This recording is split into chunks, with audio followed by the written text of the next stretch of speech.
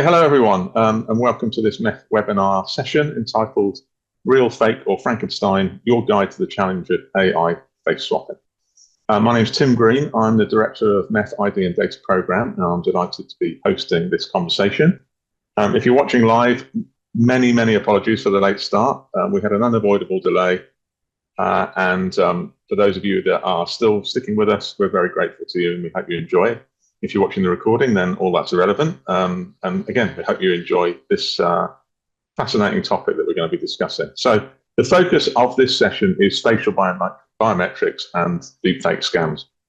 Now, when it comes to identity and authentication, what could be better than facial biometrics? Everyone's got a face, it's unique.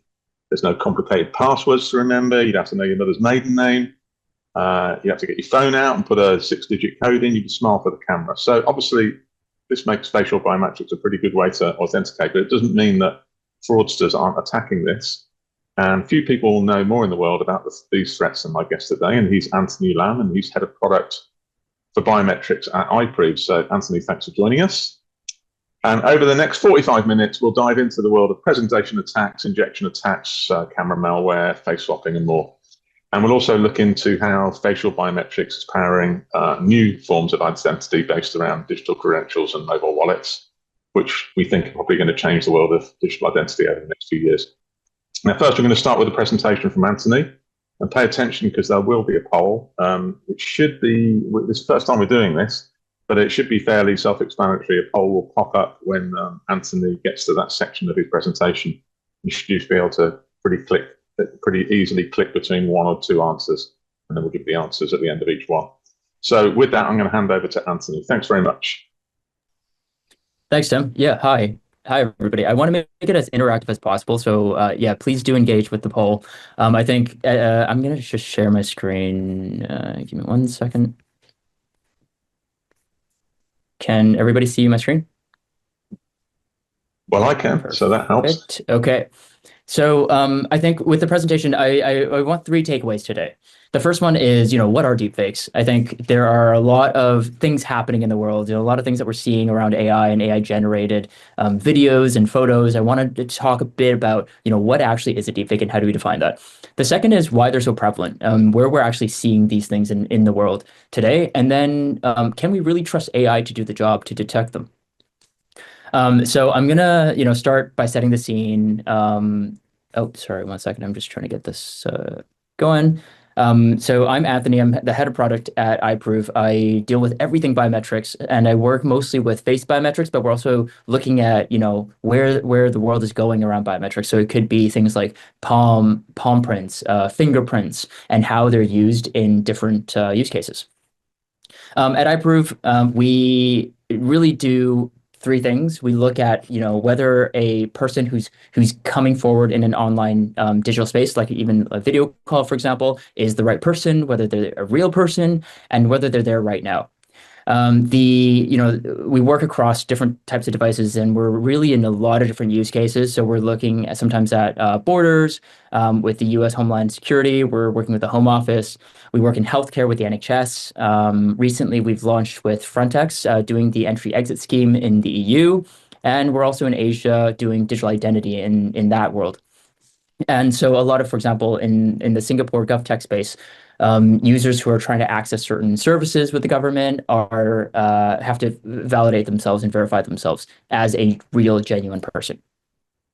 Okay, so we really, I think our job is trying to make sure and trying to assure to our customers that their users are really who they say they are. And not only are they the right person, but they really are there right now and actually doing that, doing that at that moment. I think where this problem came from, right, and the growth of deepfakes has been happening over especially the last like 7 years, I'd say. The first known deepfake scam was actually in voice deepfakes. If you're aware, with a lot of banking apps, they ask you to read a certain sentence. So it could be, my voice is my password, but these things are quite easily deepfaked. And especially if you're sick, or maybe you have a lot of noise in the background that really affects the tonality of your voice, and that then affects, are you able to actually access your services? But the first known deepfake scam that was quite a bit, a significant amount of money was a CEO being swindled of $243,000. This was at the time, face biometrics wasn't really deployed at the time because Apple was still rolling these, face ID out, and COVID hadn't hit yet, and so a lot of services were still using in-person services. But as services began moving digitally, and things started moving online, we started seeing way more deepfake scams. So, for example, a Hong Kong employee actually was deepfaked in a video call, or the CFO was deepfaked in a video call, and that Hong Kong employee then transferred $4 million of Hong Kong dollars out to a fraudster. We had, WPP, Mark Reed was targeted by deepfakes, and he actually came out and said, "Hey, I've been actually full on targeted." We had Ferrari being targeted. We had, KnowBe4, the IT firm, being targeted by a North Korean hacker. They actually hired this North Korean hacker into their team, and gave access to North Korea, basically. We're seeing, we saw $25 million swindled just last year by a group, and then they came out to talk about this scenario and how easily it is to be deepfaked these days. And we're seeing more and more celebrities being deepfaked to really, target the mass. And I think the most common ones are now via like Meta ads, Instagram ads, TikTok ads to get you to buy certain things using deepfake celebrities. Okay, so I'm gonna now launch the poll because I want to get a sense of how good you are at detecting deepfakes yourself. Okay, so I have an image here. I have two users, and I'm gonna launch the poll now just to see if let's see if this works. Okay, right. I should have launched the poll now. So tell me which photo is the deepfake. Is it the left image or is it the right image? And everybody can participate.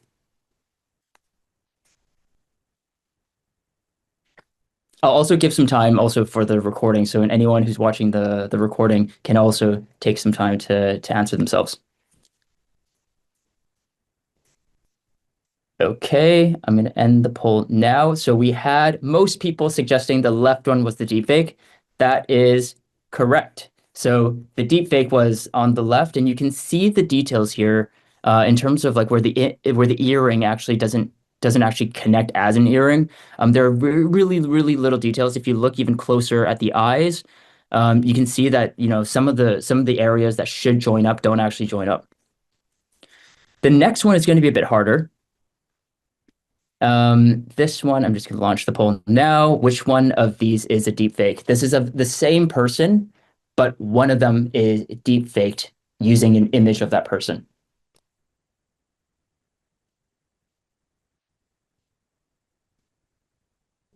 And I think this is where the definition deepfake is getting a bit more complicated. Even though it's the same person, is it considered deepfake when you're using AI technology to to create a synthetic image that then creates the deepfake? Right. So we had the left as the real person and right as the fraudulent image, and everybody got it right.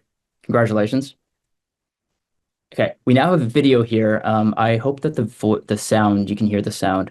I'm gonna get the poll ready first. Okay, I can't, let's launch this meeting. I can't seem to, okay, give me 1 second. Launching the poll. All right, ice bucket challenge, let's do this. Woo! That's cold.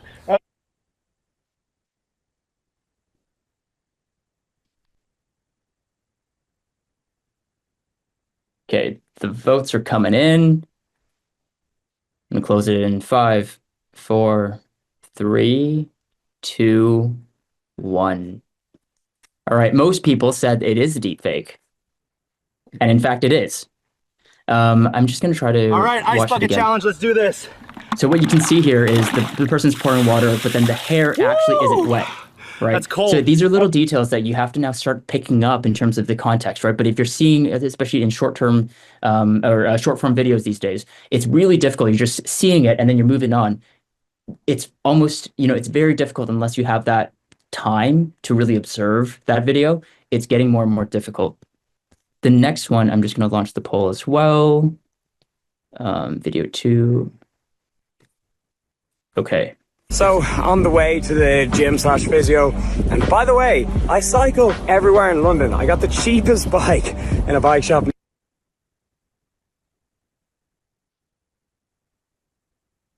Again, short form videos. You only have a couple seconds to determine whether or not it's a deepfake. I'm going to give it 5 more seconds to close off the polling.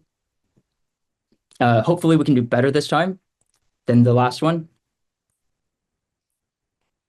Okay, so most people thought this was not a deepfake, but we did have, a third of us thinking that it was a deepfake. This is in fact a real video. So congratulations to the people who did recognize this was a real video. But I'm going to play it again. So on the way to the gym/physio, and by the way, I cycle everywhere in London. I got the cheapest bike in a bike shop.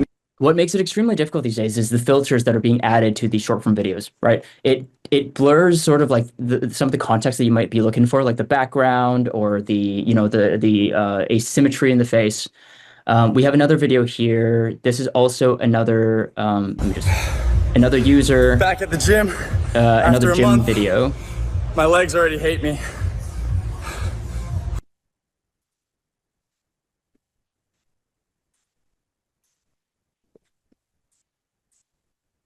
Play it again. Back at the gym after a month. My legs already hate me. Right, this was a deepfake. So congratulations, everybody got that right. I'm going to end the poll there. Sorry, I don't know if people can see the results as they're doing this. And then we'll launch the poll for the last. I've got 2 more videos here. With and deep these are a sorrow, bit I more. confirm that the president passed away earlier this afternoon at 3:27 p.m. due to complications following cardiac arrest. These ones are a little bit more political now. So, I want to begin having that conversation about deepfakes in the, being used as a weapon. Okay, everybody recognize this to be a deepfake. This is true. And then we've got one final video here.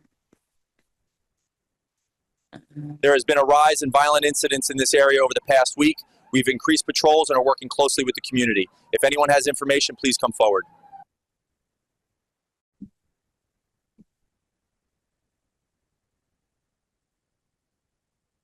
Give it 5 more seconds. Play the video once more. There has been a rise in violent incidents in this area over the past week. We've increased patrols and are working closely with the community. If anyone has information, please come forward. This one was a bit trickier. So we do have, it seems like we have some incredible analysis of deepfakes here. We have really great human detectors. We're good at detecting deepfakes, but we also have some inconsistency. I think one thing to recognize here there has been a rise in violent incidents in this area over the past week. We've increased patrols and are working closely with the community. If anyone has information, please come forward. And the way it's blowing isn't very accurate. And so, I think sometimes, especially again, with short form videos, you're looking at sometimes the subject, but actually with the blurring, with the filters, it's then difficult to then look at the external, the background and things that actually would give you those cues. So I think maybe the last thing is, before we jump into some of the other bits of the presentation, some of the stats I want to share is, how many people recognize that I was a deepfake? Sorry, I don't actually have a poll for this one, but I'm going to share my screen and walk you through. Ellie, good one. So this time, I've actually been the deepfake this whole time. I think this is one of probably the scariest things is, as more things move digitally, we are in a world where, unless you really know who the person is, or maybe, you know what that person looks like, the person joining the call, it might actually be a deepfake. So I'm going to show you the tools that I was using. I'm going to share my screen here and then just kind of show how easy it is to swap a face these days. And it's even tools that you can use yourself. So I am going to share my whole desktop. 1 second. Okay. So this is a tool that I have called OBS Virtual Cam. A virtual camera is one that kind of just replaces the video stream. So if I come in, I don't know if you can see my toolbar here. Can you guys see my Zoom toolbar? Yeah. Like where it says audio and video? Yeah. Okay, perfect. So when I'm selecting a camera to come into a Zoom call, and this happens also with team calls, with meet calls, you can actually select your camera. So I'm using the FaceTime camera, but if I select the OBS virtual camera, right, that was the one that I was using earlier, and then I would just choose to swap my face. With the I don't know if you can actually see that. So yeah, if I select the OBS camera, you can see that I instantly just became, a different face here. And then I now selected FaceTime, which is my real face. But this is just a virtual camera. And what I use then to overlay my face is what we call a face swap tool. And here I can just select a ton of images. Here I've got some politicians that are based in Canada, which where I'm from. This is an image that I just stripped online that I found. So I can, some images work better with certain faces. So really, as an attacker, if I am spending that time looking for the perfect face, it can really fool, a lot of people. So I can stop that here. But yeah, you can really play around with off-the-shelf tools, and this is just a tool that you can buy. You pay for the pro version for $39.99 a year, and can use it in almost every setting. It's a bit scary these days with how these tools are used, but they can be weaponized. And so I'm going to jump back into my. Are there any questions so far, at all?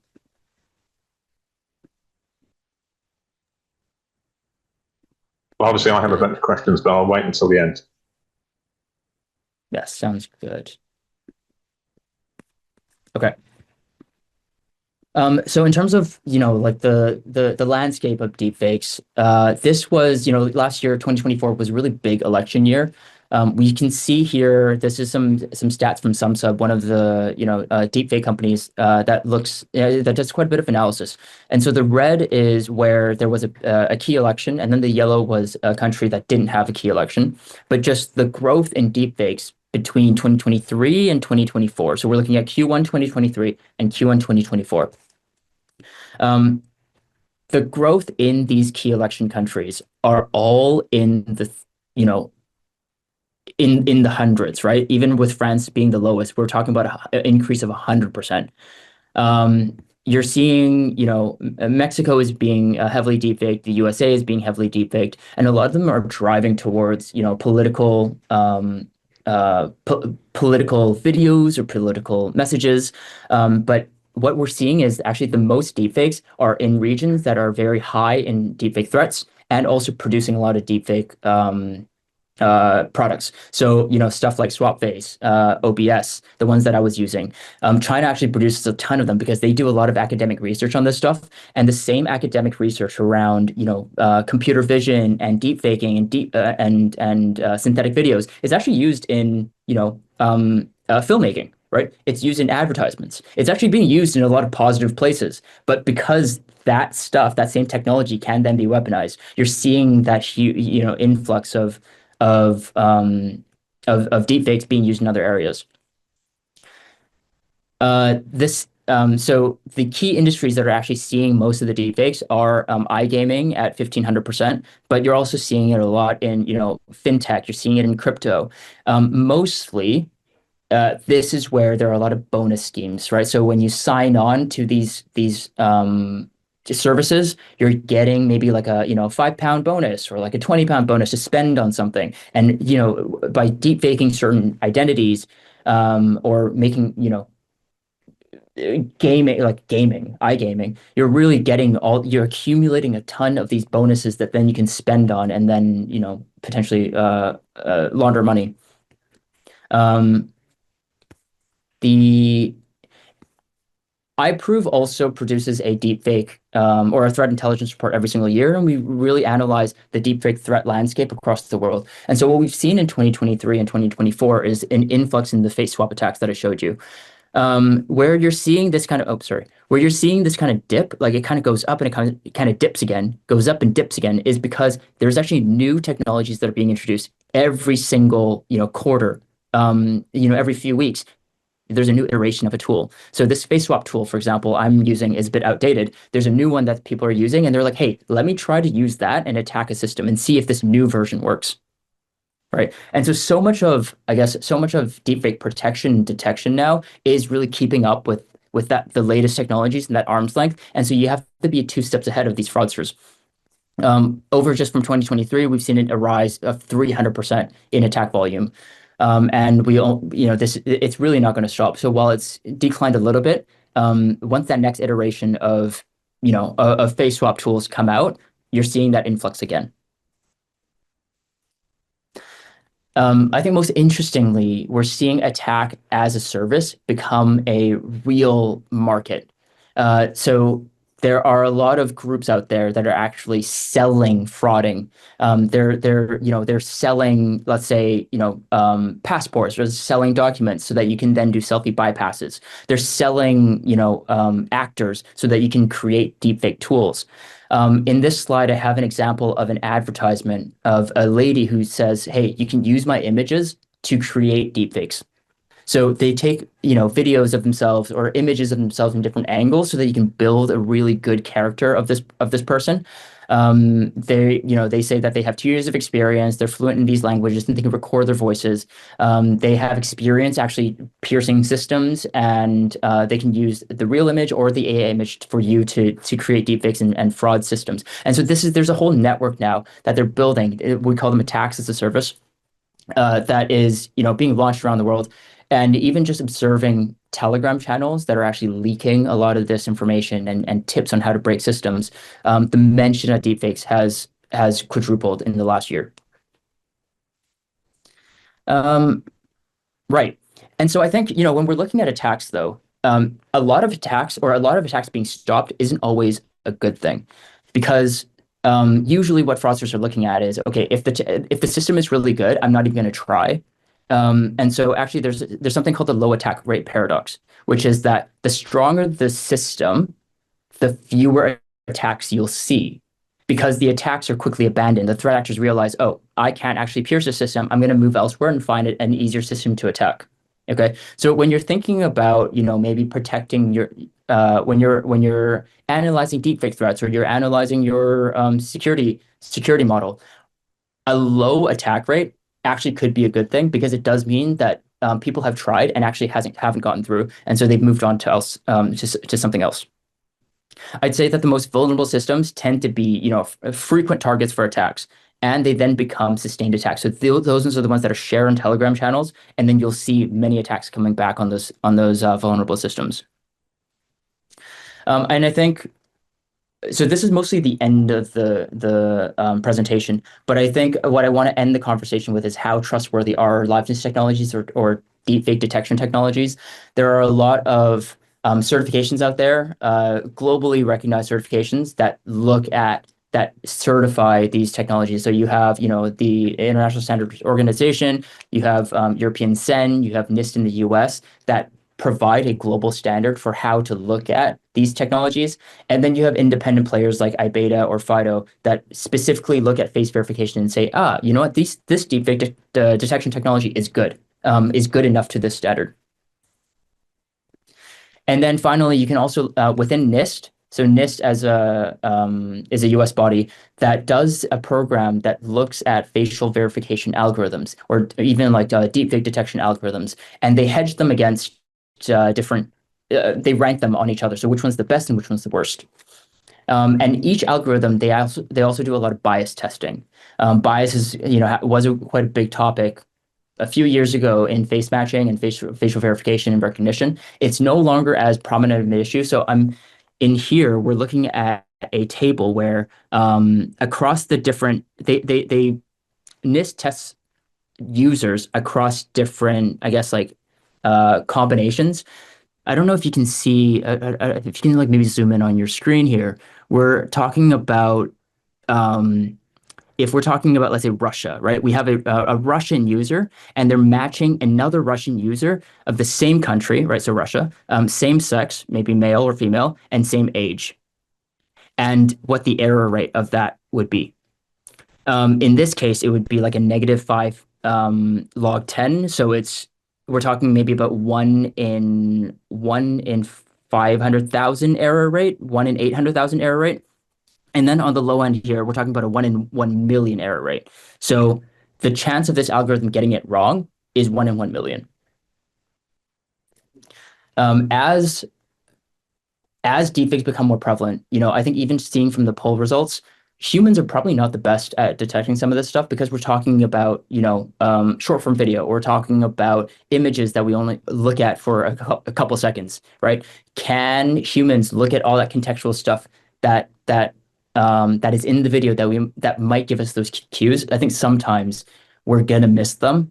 And it's proven here that algorithms today are actually very secure and very trustworthy. So yeah, I think that's mostly it. It's a whirlwind tour of deepfakes, of deepfake detection. If you want to find out more about threats that exist today, here's a link you can see on the QR code to the iProov Threat Intel report of this year. We're going to be producing our next one, I think, in about half a year's time. Yeah, that is it. Tim, back to you. Anthony, that's tremendous. Quite frightening. Very insightful, though. Yeah, I mean, if the audience, if you've got any questions, there's a Q&A tab at the bottom of the screen. You can put your questions for Anthony in there. But I've got a bunch. Listen to your presentation. It seems to me that there are kind of like two dimensions to this. So there's the kind of authentication space where somebody is trying to take someone's account over, for example, and they're trying to pass some stuff off to someone else. And then you've got the sort of more of a social engineering area where face swaps are being used to basically scam people into giving money to celebrities when they're not celebrities. So let's start with the authentication piece. So why, obviously, the face has become very prevalent here. Why is the face such a good biometric for authentication, first of all? Yeah, I think there are a couple of reasons, but I think the reason why face is used as a biometric for account onboarding or for authentication at all is because typically it can be tied to an ID document, right? So if we're talking about know your customer, KYC, AML regulations, often they're relying on ID document checks, and the documents contain the face biometric on there, right? The face image. And so when you're trying to, set up a secure system, you want to make sure that the person appearing here, but also is the one who's also in the ID document, right? And so because of the use of face biometrics, the use of face biometrics is so prevalent in these, account creation flows, that also increases the prevalence of deepfaking those. Yeah. So why, briefly, why is the face better than a fingerprint or an iris scan?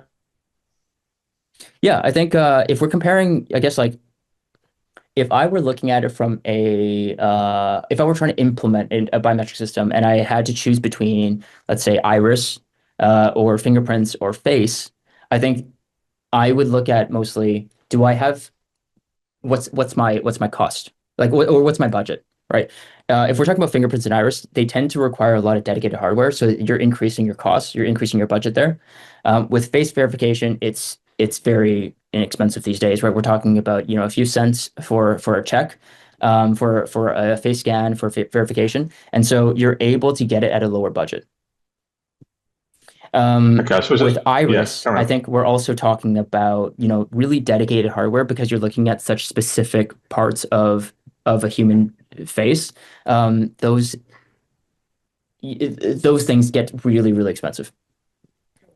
I suppose there's also the point that if somebody has the data contained in a fingerprint or an iris, it's much easier for them to copy that than it is to copy a face, where you have ways to test liveness.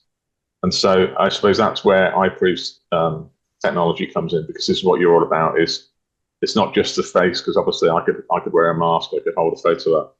It's testing for liveness. So tell us why liveness is so important, and briefly tell us how iProov's technology solves that.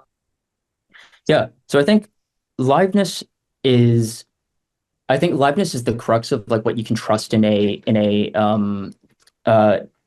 identity flow.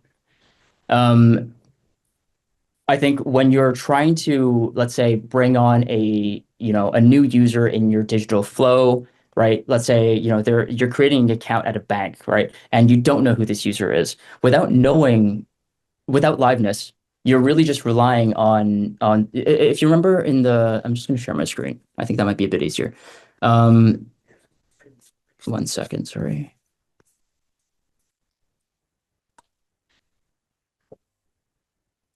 So just going back to the earlier point in my presentation, the things iProov looks at are that it is the right person, the real person, and in real time, right? What often is with the right person, that's just face matching. That's just making sure that the person, in the document is the same person as that is authenticating. And then real person is that liveness element. That's where we are, making sure that that person is real, that they're not maybe dead, that they're not a photo or a deepfake. And the reason why liveness is so important is because if you have a deepfake creating an account, right? Let's say in iGaming, right? The company could be losing hundreds and hundreds of thousands of dollars just to a single user because of these bonus sign-up frauds. Right. Yeah. And how did iProov, what do you do to prove that somebody's live and they're in real time? Yeah, so in this example here, in the photo here, we have, I guess, so a couple things. The user is lining up into the oval, and then the camera takes a few frames and then sends it to our backend to analyze different things. So we look at different elements such as the eyes, the depth of the eyes, the way light reflects on a face on a screen. We then categorize them into, okay, is this person real or is this fake? And then within that element, we're also looking at 30 different things to see whether or not we have enough indicators of the person being live. But mostly our experience that we have is a user just lines their face up into an oval and they complete. And we're able to tell whether they're live. And are you being attacked all the time as fraudsters? Yeah. So the threat intel report that we have, that looks at data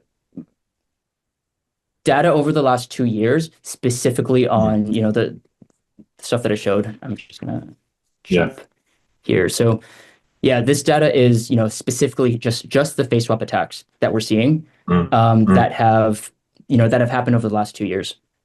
And we're talking about these attacks. I wouldn't say they're all the time, right? So for example, I mean, it's never zero, but it does drop when some tools are being a bit outdated. But every time there's new tools, which there always is, right? Because companies like, the swap face or companies like OBS are trying to produce new products, new versions so they can sell more. They're a company, they're a business. They want to sell more of these things. And so the new versions will always keep coming out, and the fraudsters will always keep trying to use them to break systems. Yeah, it's just this beautiful cycle for fraudsters. Yeah, where are the you kind of hinted at it by talking about North Korea and so on, but who are these attackers, and is it purely financial, or are there some other reasons why people are perpetrating this kind of fraud? I think the motivations of their fraud, I think, is one that I don't want to speak on. But in terms of where the attackers are coming from, it's global. So we know that in a lot of the Telegram channels that we monitor, they are global. Like you have fraudsters across the world. I'd say the more sophisticated attacks tend to come from Latin America and Asia, because they just they've been using biometrics for so long. They also, a lot of them produce these kinds of technologies, right? They're forward thinking in terms of how to use AI for new use cases. And then they're also really creative at how to use those technologies then to apply it into some other other things like frauding. So you talked about the tools that are constantly coming online. You obviously use that SwapFace program. I'm assuming that program is commercially available. What would be the legitimate reasons to use it? I can't see anything other than having fun or defrauding someone. But maybe there are legitimate reasons to do it. What are they? So I think synthetic imagery, I think, is one area that, we hear a lot because the news talks about, frauding or deepfake scams. But actually, the most widely used form of synthetic video is actually in filmmaking. Right. So a lot of people, use something like this, like face swap, because they can actually create. So I'm gonna stop sharing, and then I'm gonna share my screen here. Oh, sorry.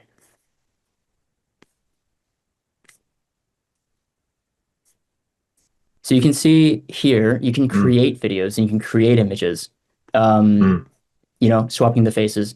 And this is something that, Adobe has also introduced. A lot of companies, especially in the filmmaking world, are trying to allow more filmmakers to create at a lower cost and at a greater speed.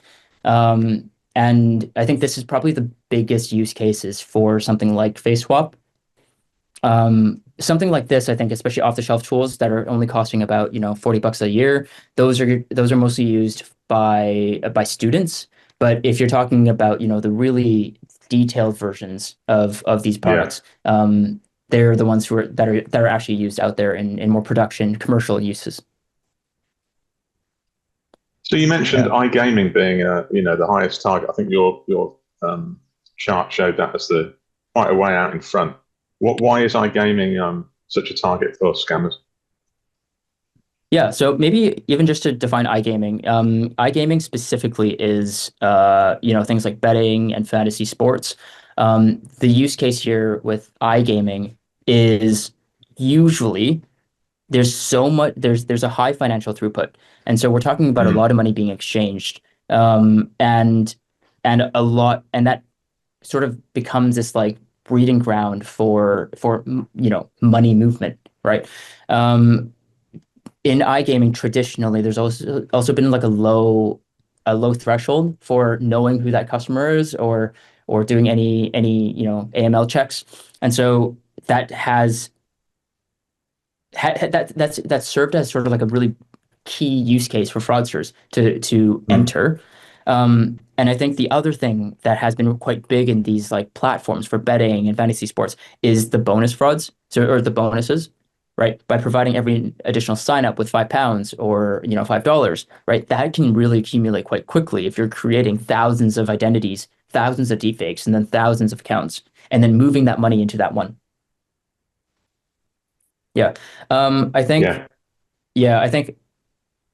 I don't think this is going to stop, right? We've seen iGaming just increase, I think was it what, 2000% just in the last year. This will continue going up as these technologies are going to get even better and cheaper. And so how should an iGaming company protect itself? I mean, what are they currently doing to protect themselves, and what can they do? Yeah, so it's not even just iGaming companies, but I think as an iGaming company, you sort of have a vested interest to have as many users as possible on your platform, right? Because the bigger the platform, the more the trades.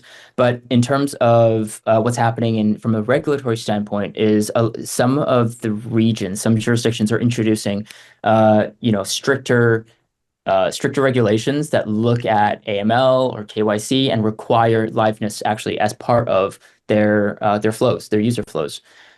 This has added some friction, though. So, sometimes it's good friction, right? Because you are saying to the fraudsters, sorry, I'm checking you. Like, you really can't be betting anymore.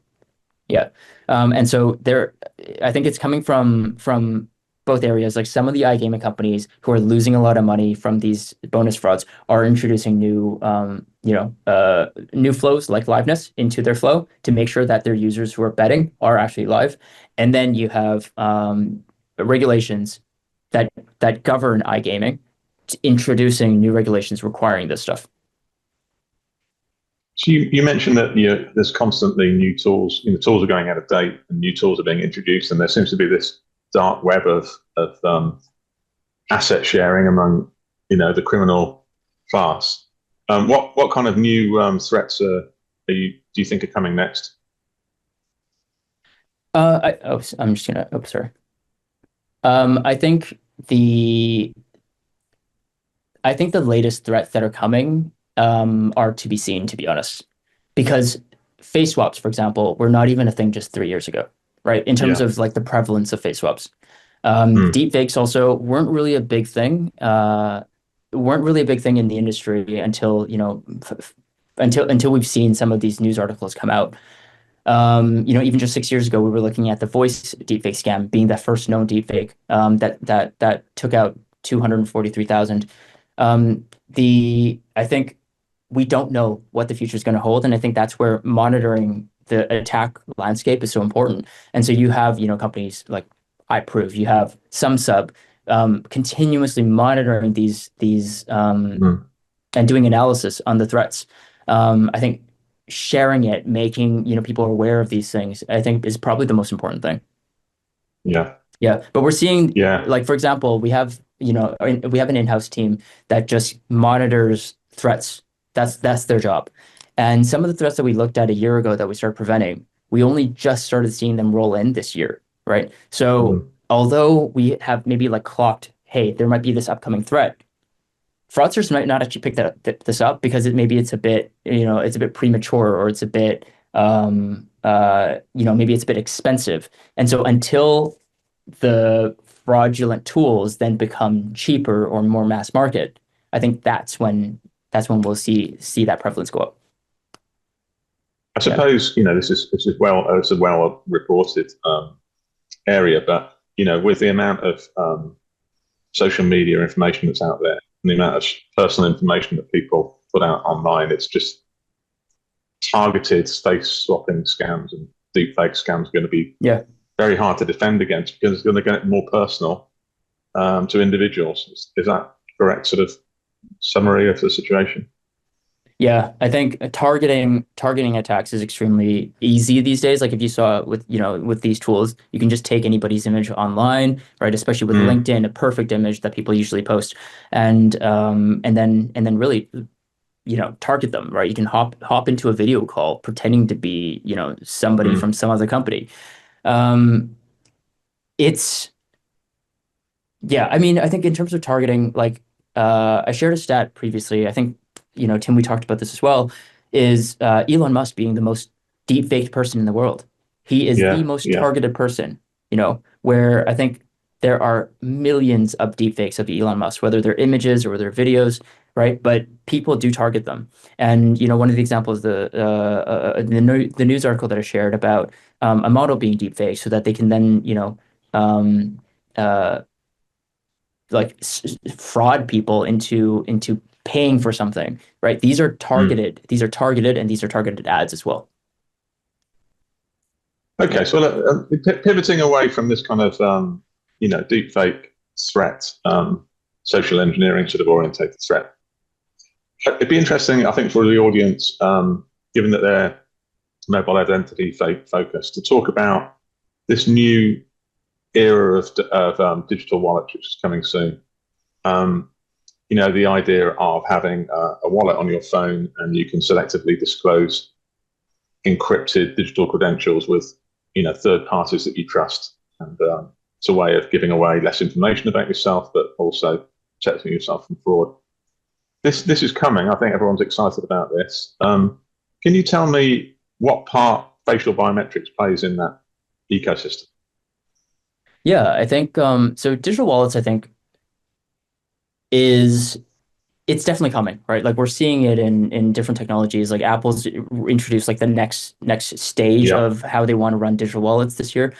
I think fundamentally there's a lot of trust in the device when we're talking about digital wallets. The documents or the data that is inside that digital wallet is fully trusted, right? That's going to be the source of truth. And I think when we're loading up this information into the digital wallets, or when we're connecting with the trust service providers to verify the information, I think it's that moment that requires I think this is where facial verification, has to exist, because Right. as you're creating that bond, that trusting, that trusting bond with wherever the source of the information is, you need to know that that person who owns that device is also the one who should own that information that you're connecting with, right? And without that trust, I think without that mechanism in place, if you're not using facial verification, what else are you using to build that trust? To say, actually, before I, bring that data, bring that document into this device, what are you using to build that trust? Yeah. Yeah. So, if I've got my wallet and I want to prove that I'm,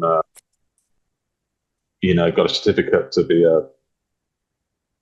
an engineer or something like that. Yeah, I go to the engineering. I go to the engineering, organization, and then I authenticate there using my face in order to get the credential, which I then load onto my phone.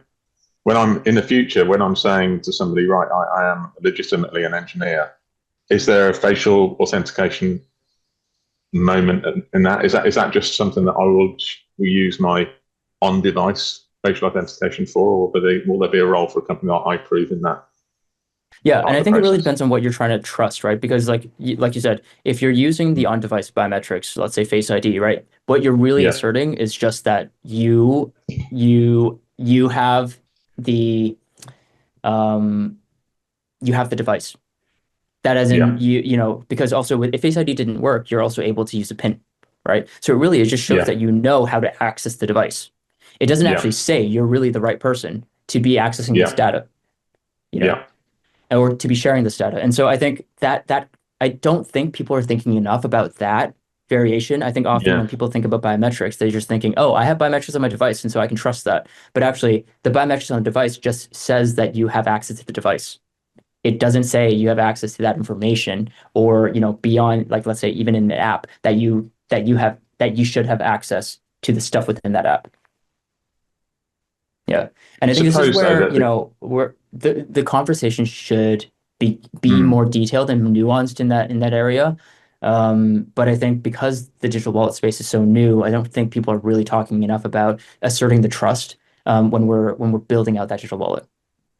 You think that if people have a wallet and they stored a lot of their personal credentials on there, and their wallet is inextricably part of their device, then proving that you can access that device is good enough? Is a good enough form of authentication? Well, I think it depends. If your wallet gets stolen and somebody else has your PIN, right? Is it good enough? Is it safe enough? Right? I think we have to think about in the worst case scenario where somebody does have your PIN because they just saw you put it in while you were paying at the grocery store, right? Grabbed your phone, and now they have your diploma, they have all your information, really. And then use it in whatever fraudulent ways, right? I think at that moment when that person, that fraudster or that thief attempts to use your credentials, there should be that check. Yeah. So within, I believe it was originally within a year, but it might be more like 18 months now. The EU digital wallet will be coming, and that will probably be the biggest and most watched iteration of this new model. Have you got any, I don't know if you've got private insight or if you can just speculate, what do you think will be the authentication process for that wallet, both in terms of authenticating yourselves to companies issuing credentials, and also to just using it on a day-to-day basis? Yeah, I think that stuff is still in discussion. I know there's a lot of different bodies speaking around the EU digital wallet. So I don't have too much to say there, but that is definitely in the works, and we're emphasizing some of the risks around not considering facial verification, or we're really trying to call out some of these risks. Yeah, and I think that's really the most we can do at the moment. I mean, it's going to be such an interesting 18 months to see this area, which a lot of us have been, was first introduced to me like 15 years ago, this whole idea of having a federated wallet and something that would allow me to, prove my identity on my own terms with third parties I trust without sharing too much with just selectively sharing information. It seems like it's finally coming, so it's all very exciting, and I'm sure that iProov will have some part to play in it.